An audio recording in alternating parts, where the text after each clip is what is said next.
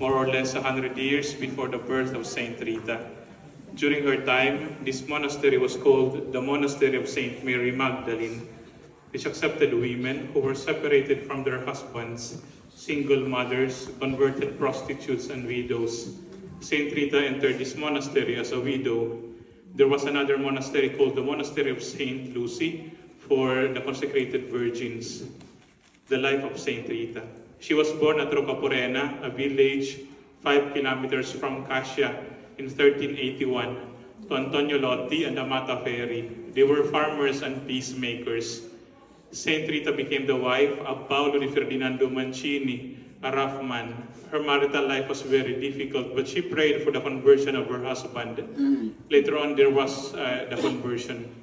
The husband was converted. They had 2 children, Giangiacomo Antonio and Paolo Maria, twins. There was a faction between families here at Cascia, where the husband of Saint Rita was killed, but Saint Rita pardoned the killer. Later on, she had a problem because her 2 children desired to do revenge, maybe influenced by their relatives. Saint Rita prayed for their conversion. There was a plague here at Cascia where her 2 children died, one of the most difficult time of her life because she was a widow and she lost her 2 children. There are no words to express a mother losing all of her family, especially her children. In the time of solitude, Saint Rita prayed entrance into this monastery, but she was not accepted because there was a sister who was living inside, a relative of her husband, to preserve peace and to avoid quarrels between the sister named Catherine and Rita. According to tradition, 3 saints brought her inside miraculously, with all the doors and windows closed. One morning, they found her inside the chapel on the floor praying. Later on, the sisters accepted her as a member of this monastery.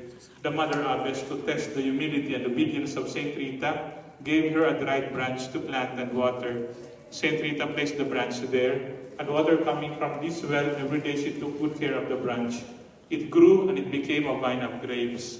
That is the vine of grapes of Saint Rita. It's still alive until today.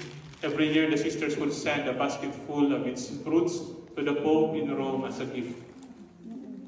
When she was still a little baby inside the crib, there were bees coming inside and outside of her mouth without stinging her. Bees on the mouths of the saints signified the sweetness of their speech.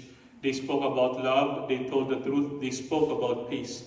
On this part of the monastery, on the walls, you'll see holes. Inside those holes are bees. They are called little white bees, bees on the walls. In 1626, Pope Urban VIII brought one of these bees to Rome for observation. During summer, these bees would come out. On top, you'll see windows. On the other side of the building, we will find the bedroom of Saint Rita. But after the earthquake of 2016, this part of the monastery is inaccessible.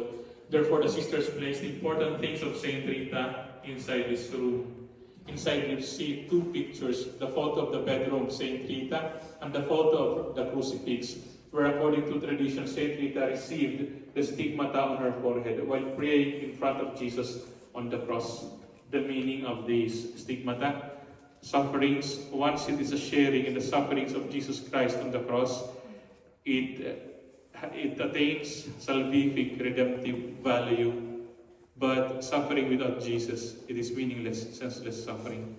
All of the images of Saint Rita always has the wound on her forehead. But there was one occasion when they were about to go to Rome for a pilgrimage. She was not allowed to go. With the wound on her forehead, there was a bad smell, a pungent odor, and the saint was very sick. With a great desire to go to Rome, maybe during the Jubilee year of 1450, Saint Rita prayed for healing. The wound on her forehead disappeared. She made a pilgrimage to Rome on foot, and the moment she returned to Cascia, the wound reappeared until her death for 15 years. Today we have the devotion, the 15 Thursdays in honor of Saint Rita. 15 Thursdays because the wound on her forehead was for 15 years. The symbols of Saint Rita, roses. In January 1457, one of Saint Rita's cousins visited her on her deathbed. She was very sick. Saint Rita requested for a rose, but it was winter. There were no fresh roses. Her cousin thought that Saint Rita was already in delirium. But when she returned to Rocaporena in the garden of Saint Rita's parents, she found 1 rose and 2 mature fruits of the fig tree, gifts for Saint Rita. Later on, a lot of pilgrims would bring with them roses blessed in honor of Saint Rita for sick persons, and then there were a lot of accounts of healing. After her death, in front of her body, there was this sweet-smelling perfume of roses.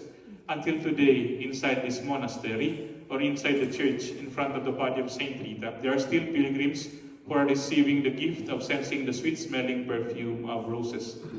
The meaning of these gifts. Months before her death, Saint Rita was praying. She was asking God, "Is my husband and my 2 children already in paradise?"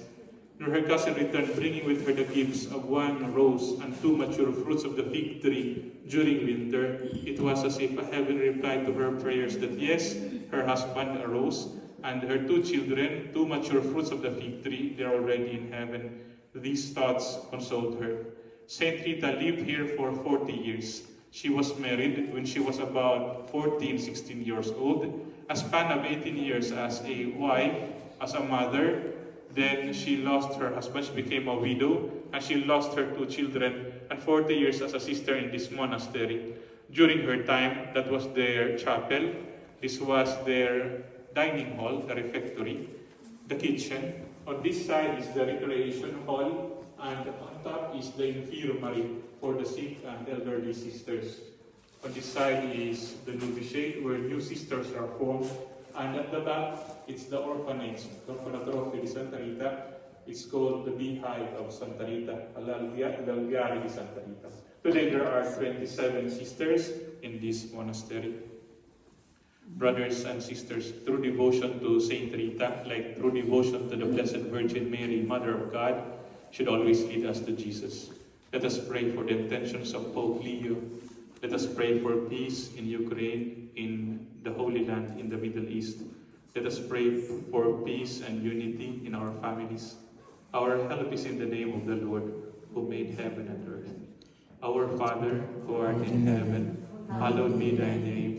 Thy kingdom come, thy will be done, on earth as it is in heaven. Give us this day our daily bread, and forgive us our trespasses, as we forgive those who trespass against us. And lead us not into temptation, but deliver us from evil. Amen. Hail Mary, full of grace, the Lord is with thee. Blessed art thou amongst women, and blessed is the fruit of thy womb, Jesus. Holy Mary, Mother of God, pray for us sinners, now and at the hour of our death. Amen. Glory be to the Father, and to the Son, and to the Holy Spirit, as it was in the beginning, is now, and ever shall be, world without end. Amen. Saint Rita, pray for us. Saint Rita, pray for us. Saint Rita, pray for us. The Lord be with you. And with you. The Lord bless you and keep you. The Lord show his face upon you and be merciful. The Lord be gracious unto you. Through the intercession of the Blessed Virgin Mary, Mother of God, the Apostles Peter and Paul, Saint Rita of Cassia, may God grant you, your family, your loved ones, good health, long life, peace, abounding love, and the life in the promised heaven, everlasting life in paradise. In the name of the Father, and of the Son, and of the Holy Spirit. Amen. We move slowly to this room to look at the things of Saint Rita.